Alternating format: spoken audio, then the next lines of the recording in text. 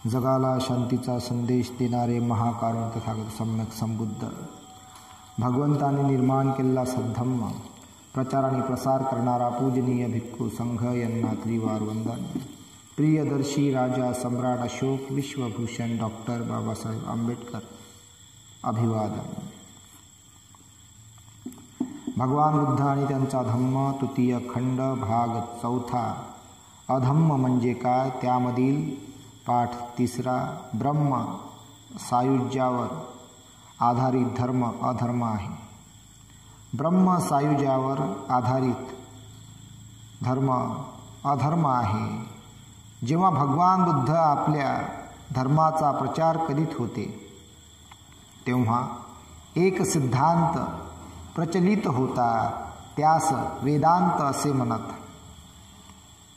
ह्या सिद्धांताची तत्वे थोडकी व सरळ होती. ह्या सर्व विश्वामागे एक सर्वव्यापक जीवन तत्व विद्यमान असून त्याला ब्रह्म अथवा ब्राह्मण म्हणतात.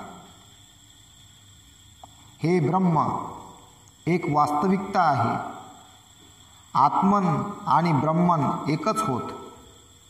आत्मा आणि ब्रह्मन एकरूप करण्याने माणसाला मोक्ष मिळतो, हे या सिद्धांताचे दुसरे तत्व आहे. आत्मा आणि ब्राह्मण ही एकच आहेत.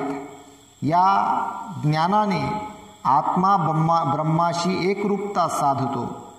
आत्म्याला आपण ब्रह्म आहोत हे ज्ञान होण्यासाठी,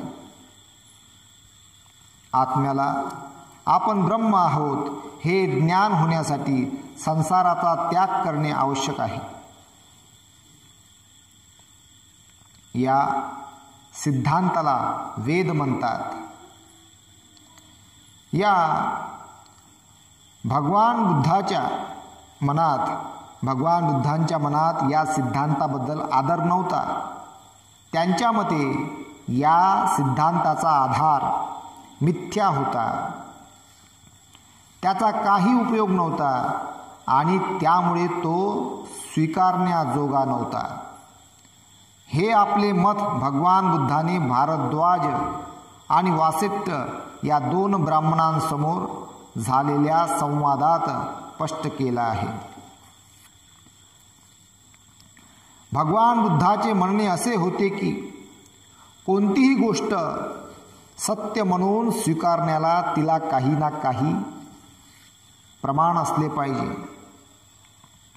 प्रमाणाचे प्रत्यक्ष आणि अनुमान असे दोन प्रकार आहेत. प्रमाणाचे प्रत्यक्ष आणि अनुमान असे दोन प्रकार आहेत. भगवान बुद्धाचा प्रश्न असा होता, कोणी ब्रह्म प्रत्यक्ष अनुभवला आहे काय? कोणी ब्रह्म प्रत्यक्ष अनुभवले आहे काय? तू ब्रह्म पाहिले आहेस काय? तू ब्रह्माबरोबर गोष्टी केल्या आहेस काय? तू ब्रह्माचा वास घेतला आहेस काय?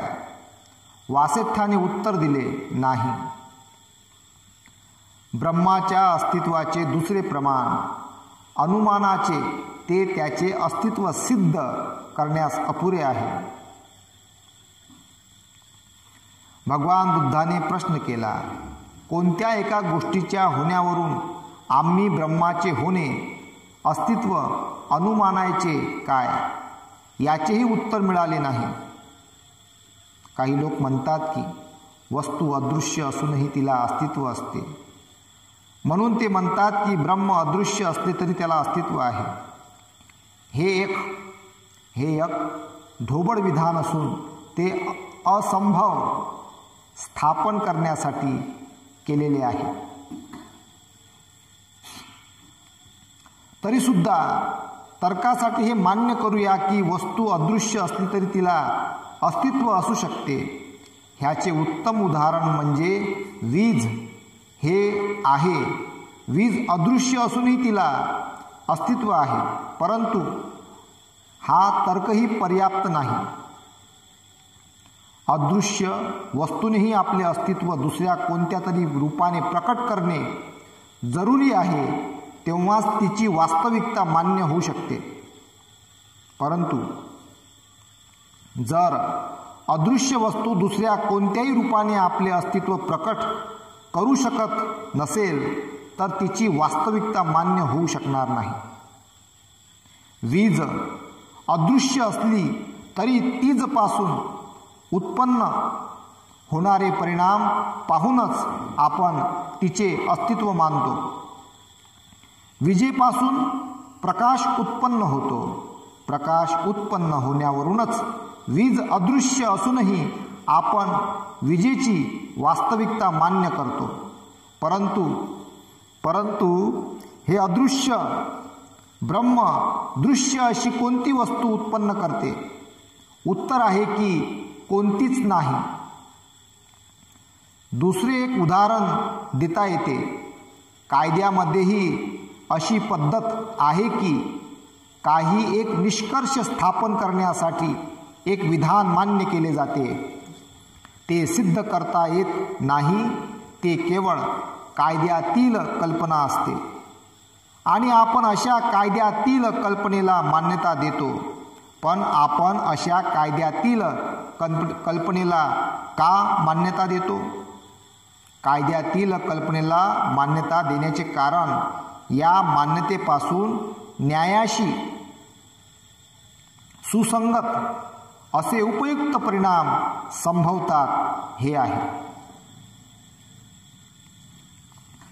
ब्रह्म ही सुद्धा एक कल्पना आहे, परंतु त्यापासून कोणते उपयुक्त परिणाम संभवतात? वासेट्ट आणि भारद्वाज यांच्याजवळ काही उत्तर नव्हते. ते स्तब्ध होते.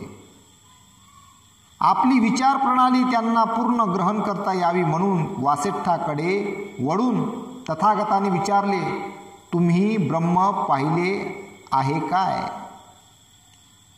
तुम्ही ब्रह्म पाहिले आहे काय?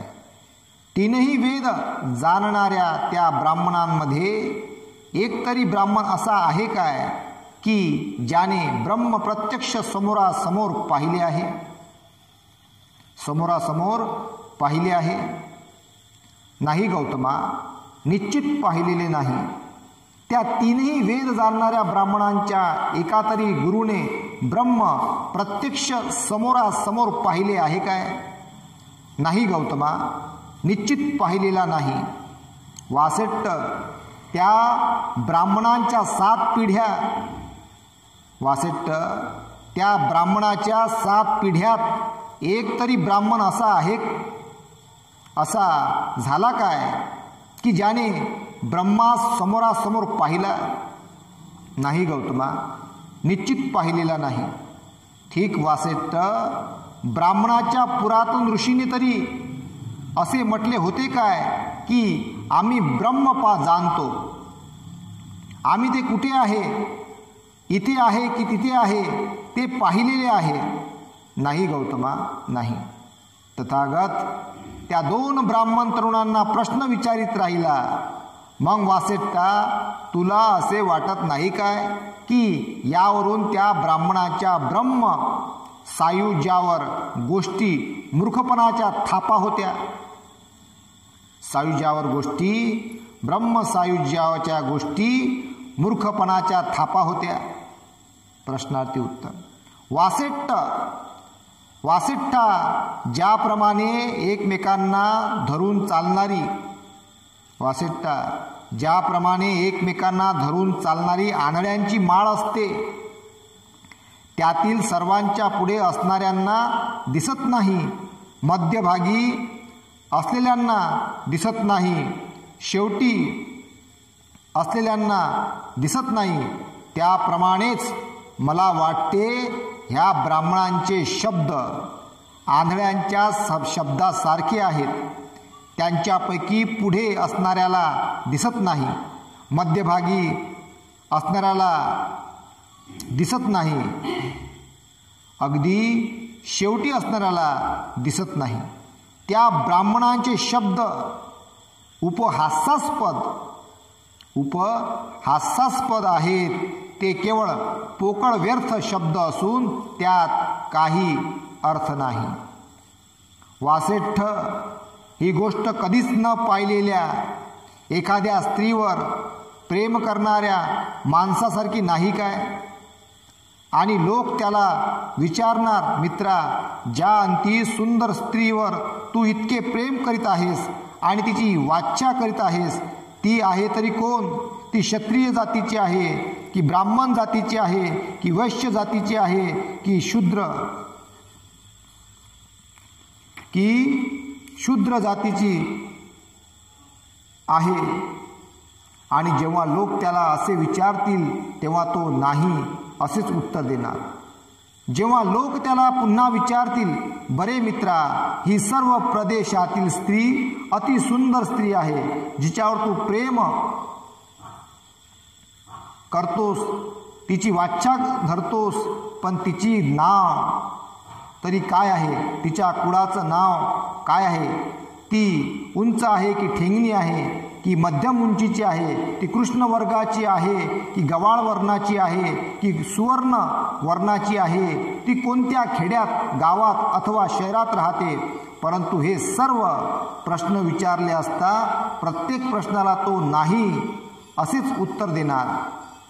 वासिष्ठ, हे सर्व तुला आता कसे वाटते? तुला असे वाटत नाही काय की त्याप्रमाणे की त्या माणसाचे सर्व कथन मूर्खतापूर्ण आहे?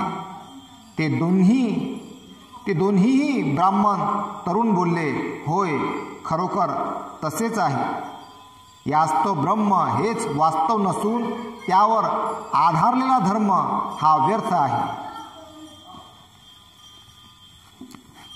म्हणतात ना, ब्रह्म हेच सत्य आहे. बुद्धांना नाकारलं. यास्तव ब्रह्म हेच वास्तव नसून त्यावर आधारलेला धर्म हा व्यर्थ आहे, असे भगवान बुद्ध म्हणतात. त्यानंतर पुढे 4, आत्म्यावरील विश्वास हा अधर्म आहे. आत्म्यावरील विश्वास हा अधर्म आहे. भगवान बुद्धाने म्हटले आहे की आत्म्यावर आधारलेला धर्म हा कल्पनाश्रित धर्म आहे. कोणीही आत्मा पाहिलेला नाही किंवा आत्म्याशी संभाषण केलेले नाही. आत्मा अज्ञात आणि अदृश्य आहे. जी गोष्ट वास्तव आहे ती गोष्ट आत्मा नसून मन आहे. मन, जी गोष्ट वास्तव आहे ती गोष्ट आत्मा नसून मन आहे. मन हे आत्म्यापासून भिन्न आहे. तथागत म्हणाले, आत्म्यावर विश्वास ठेवणे निरुपयोगी आहे. म्हणून आत्म्यावर आधारलेला धर्म आपल्याला योग्य नाही. आत्म्यावर आधारलेला धर्म आपल्याला योग्य नाही. असा धर्म केवळ भ्रामक समजुतींचा जनक ठरतो. भ्रामक समजुतींचा जनक ठरतो. म्हणजे त्यापासून एखाद्या व्यक्तीला जीवनात कधीही मुक्ती भेटणार नाही जर तो त्या मार्गी लागला तर.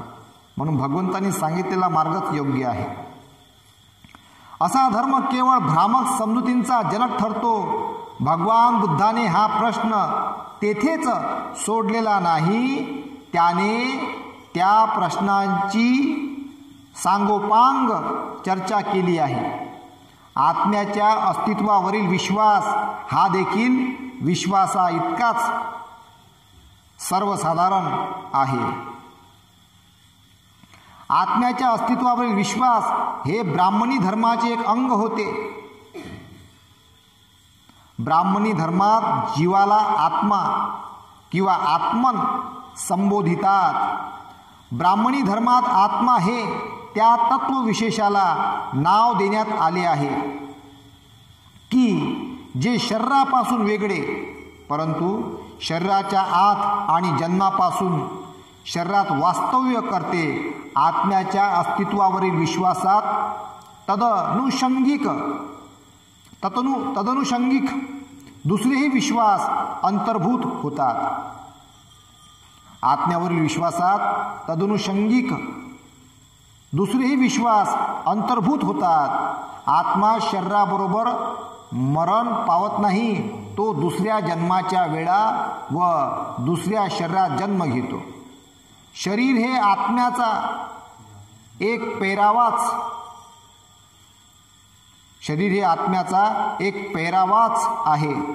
पैरावाच आहे. भगवान बुद्ध आत्म्यावर विश्वास ठेवीत असे काय? नाही, तो विश्वास ठेवीत नसे. आत्मासंबंधी त्यांच्या सिद्धांताला अनात्मवाद असे म्हणतात.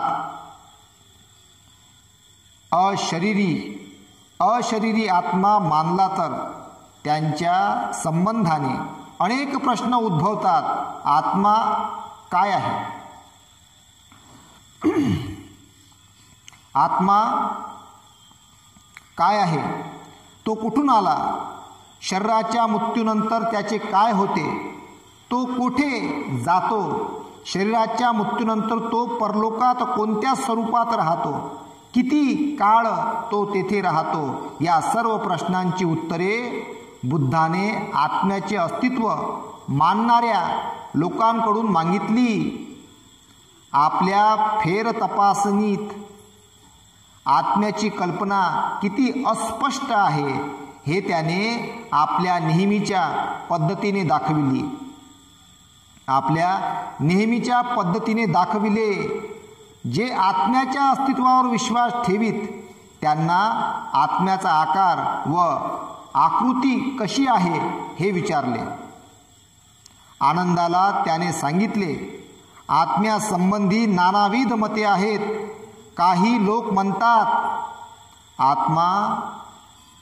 म्हणतात माझ्या आत्म्याला आकार आहे आणि तो अत्यंत सूक्ष्म आहे. दुसरे काही लोक म्हणतात की आत्म्याला रूप आहे आणि तो अनंत आहे आणि सूक्ष्मही आहे. आणखी काही असे म्हणतात की तो निराकार आणि अनंत आहे. आनंद, आत्म्यासंबंधी नाना प्रकारची मते आहेत. जे आत्म्याच्या अस्तित्वावर विश्वास ठेवतात त्यांची आत्म्यासंबंधी कल्पना काय आहे हाही बुद्धाचा दुसरा प्रश्न होता. कोणी म्हणतात आत्मा हा सुखदुःखाच्या अनुभवाची क्रिया आहे. दुसरे कोणी म्हणतात की नाही, माझा आत्मा सुखदुःखाच्या अनुभवाची क्रिया नाही, तो अनुभवशील आहे. आणखी दुसरे म्हणतात नाही, माझा आत्मा सुखदुःखाच्या अनुभवाची क्रिया असून अनुभवशीलता हा त्याचा धर्म आहे. आत्म्यासंबंधी अशा विविध कल्पना आहेत. यानंतर बुद्धाने जे आत्म्याच्या अस्तित्वावर विश्वास ठेवतात त्यांना शरीराच्या मरणोत्तर आत्म्याची काय स्थिती होते असा प्रश्न विचारला. त्याने असाही प्रश्न विचारला की शरीराच्या मृत्यूनंतर आत्मा पाहता येतो काय? त्याला अगणित उत्तरे अस्पष्ट मिळाली. शरीराच्या मृत्यूनंतर आत्मा आपला आकार कायम राखू शकतो काय? या संबंधी त्याला 8 भिन्न काल्पनिक उत्तरे मिळाली. आत्मा शरीराबरोबर मरण पावतो काय? या संबंधीही त्याला अगणित कल्पना आढळल्या. तथागतांचे शरीराच्या मृत्यूनंतर आत्मा सुखी असतो की दुःखी असतो हाही प्रश्न विचारला. शरीराच्या मृत्यूनंतर आत्मा सुखी असतो काय? या संबंधी श्रमण ब्राह्मणांची मते भिन्न होती.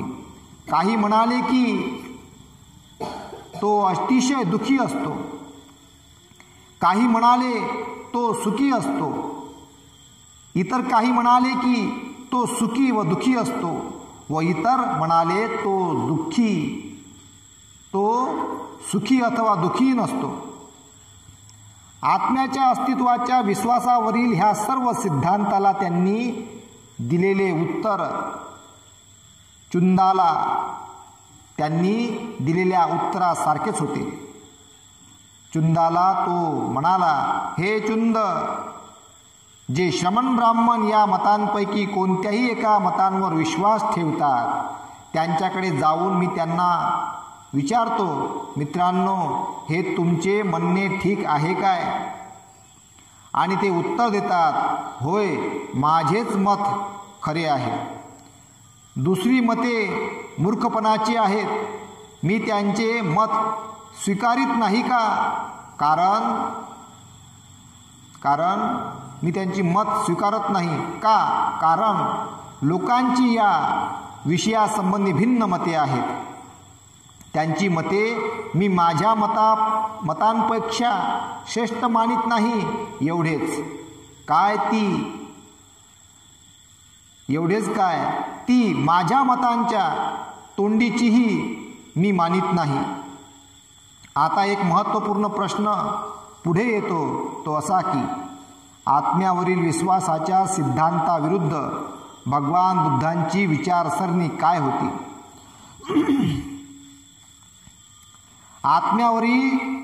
आत्म्याच्या विरुद्ध भगवान बुद्धांनी जी सर्वसामान्य विचारसरणी मांडली आहे तिची त्याने ईश्वराचे अस्तित्व नाकारताना मांडलेली आहे. त्याने असा विचार मांडला आहे की आत्म्याच्या अस्तित्वाची चर्चा ही देवाच्या अस्तित्वाच्या चर्चेइतकीच निरुपयोगी आहे. देवाच्या अस्तित्वावरील विश्वास हा सम्मादिठ्ठीला जितका बाधक आहे तितकाच आत्म्याच्या अस्तित्वावरील विश्वास बाधक आहे.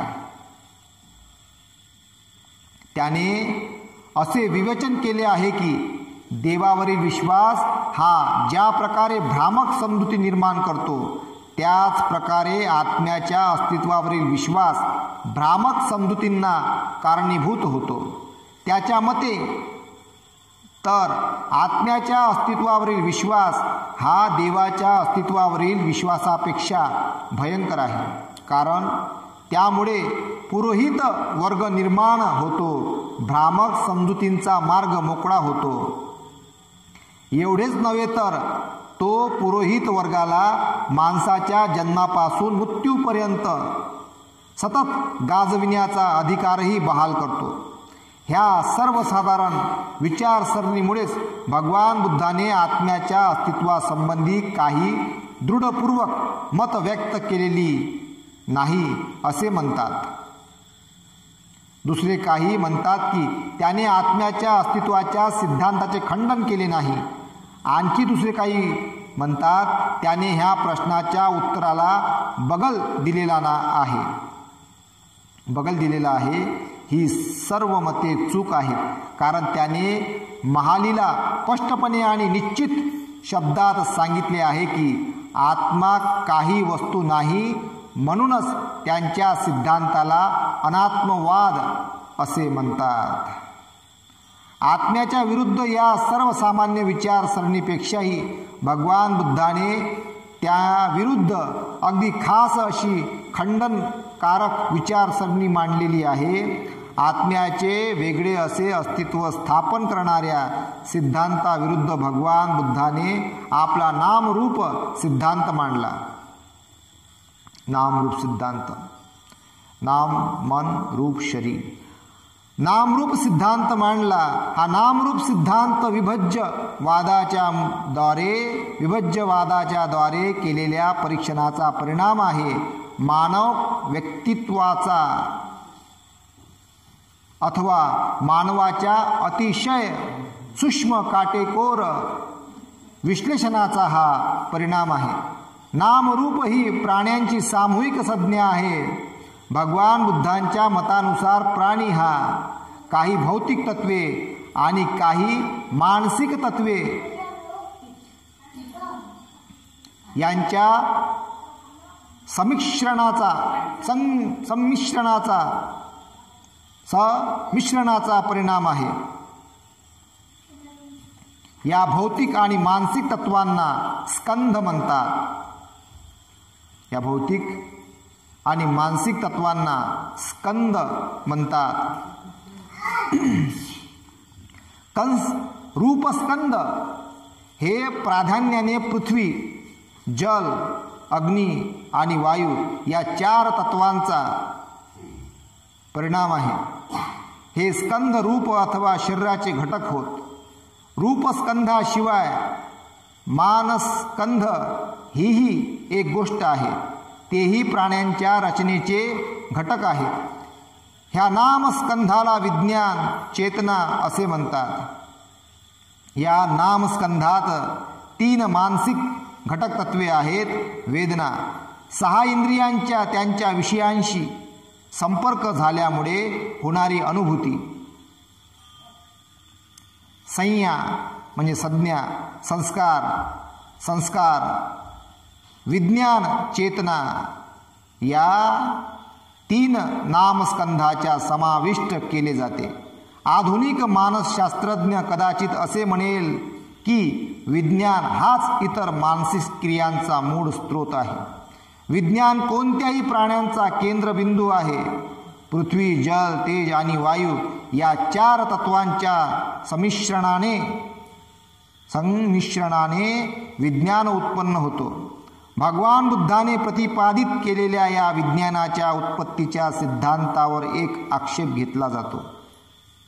हे सिद्धांत विरोधी असे विचारतात की विज्ञान, चित्त याची उत्पत्ती कशी होते. हे सत्य आहे की माणसाच्या जन्माबरोबर विज्ञानाची, चित्ताची उत्पत्ती होते आणि त्यांच्या मरणाबरोबर विज्ञानाचा विनाश होतो. तथापि विज्ञान हे 4 भौतिक तत्वांच्या मिश्रणाचा परिणाम असे कसे म्हणता येईल. भगवान बुद्धाचे उत्तर असे नव्हते की या 4 भौतिक तत्वांच्या सध्या स्थितीमुळे किंवा त्यांच्या संमिश्रणाने विज्ञानाची उत्पत्ती होते. भगवान बुद्धांनी म्हटले आहे की जेथे शरीर अथवा रूप काया आहे तेथे त्यांच्यासह नामकायाही विज्ञान राहत असते. आधुनिक विज्ञानातील एक उदाहरण देता येईल. जेथे जेथे विद्युत क्षेत्र असते तेथे तेथे त्यांच्यासह आकर्षक क्षेत्र असते. हे आकर्षण क्षेत्र असते. हे आकर्षण क्षेत्र कसे निर्माण होते किंवा कोणत्या प्रकाराने अस्तित्वात येते हे कोणालाही ज्ञात नाही, परंतु ते नेहमीच विद्युत क्षेत्राबरोबर असते. शरीर आणि विज्ञान यांच्यामध्ये अशाच प्रकारचा संबंध आहे असे का म्हणू नये. प्रश्न. आकर्षण क्षेत्र हे विद्युत क्षेत्राच्या संदर्भात प्रेरित क्षेत्र असे समजले जाते. विज्ञान हेही रूपकायांच्या संदर्भात प्रेरित क्षेत्र का म्हणू नये. प्रश्न. भगवान बुद्धाची आत्म्याच्या विरुद्ध तर्कसरणी येथेच समाप्त होत नाही. ह्याशिवाय त्याला आणखी काही महत्त्वपूर्ण सांगायचे होते. जेव्हा विज्ञानाचा, चित्त अथवा चेतना यांचा उदय होतो तेव्हा मनुष्य जीवित प्राणी बनतो. म्हणूनच विज्ञान हे माणसाच्या जीवनातील प्रधान वस्तू आहे. विज्ञानाची प्रकृती ज्ञानमूलक, भावनामूलक, क्रियाशील आहे. विज्ञान जेव्हा ज्ञान प्रदान करते तेव्हा ते ज्ञानमूलक असते. हे ज्ञान सहज ग्रहण झालेले असेल किंवा समजून ग्रहण झालेले असेल, ते आपल्या आत घडणाऱ्या घटनांचे असेल किंवा बाह्य घटनांचे असू शकेल. सुखकर किंवा दुःखकर लक्षणांनी युक्त अशा चित्ताच्या अवस्थेत जेव्हा विज्ञान असते तेव्हा त्याला भावनामूलक विज्ञान म्हणतात. भावनामूलक विज्ञान वेदनांची अनुभूती निर्मिते. विज्ञान आपल्या क्रियाशील अवस्थेत माणसाला विशिष्ट उद्देश साध्य करण्यासाठी क्रियेची प्रेरणा देतो. क्रियाशील विज्ञान हे संकल्पांचे जनक आहे. यावरून असे स्पष्ट होते की प्राणी जेवढा क्रिया करतो तेही सर्व विज्ञानाच्या द्वारा अथवा त्याचा परिणाम म्हणून करतो. ह्या विश्लेषणानंतर भगवान बुद्ध प्रश्न करतो की आता आत्म्याने करावयाचे कोणते कार्य होते. आत्म्याची म्हणून जी कार्य मानली जातात ती सर्व विज्ञानाच्या द्वारेच होत असतात. ज्याचे काही कारण नाही असा आत्मा मानणे तर्क विसंगत आहे. या पद्धतीने भगवान बुद्धाने आत्म्याच्या अस्तित्वाचे खंडन केले आहे. याच कारणास्तव आत्म्याचे अस्तित्व हे धम्माचे अंग असू शकत नाही. बघा, याच कारणास्तव आत्म्याचे अस्तित्व हे धम्माचे अंग असू शकत नाही. त्याला कुठलाच आधार नाही म्हणून भगवंतांनी नाकारलं. आणि भगवंतांनी मन आणि रूप याला महत्त्व दिलं. नाम आणि रूप. नाम म्हणजे मन, रूप म्हणजे शरीर. याच्यावरच आणि भगवंत म्हणतात का जेव्हा हे नाम आणि रूप एकत्र येतात तेव्हा मनुष्याचा जन्म होतो.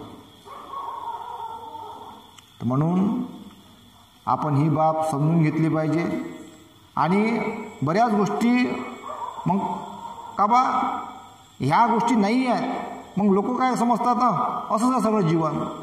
मग बुद्धानं सगळ्या गोष्टी सविस्तर अशा प्रामाणिकपणे मांडल्या, त्याला व्यवस्थित मांडणी केली.